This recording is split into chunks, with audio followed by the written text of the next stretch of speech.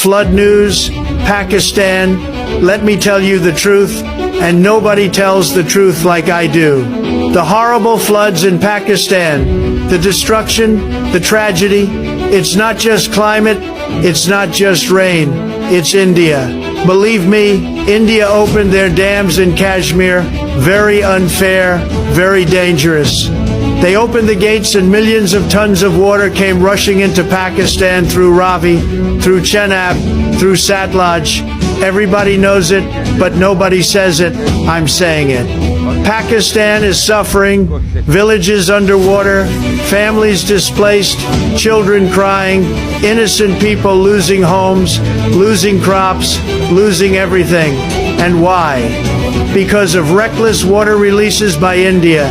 This is not cooperation, this is not friendship, this is sabotage. This is a crime against humanity. And I will say very clearly, the world must hold India accountable. Nobody should ever weaponize water, ever. But Pakistan, you are strong, you are resilient, you will rise again. I stand with you, and I call on people all over the world.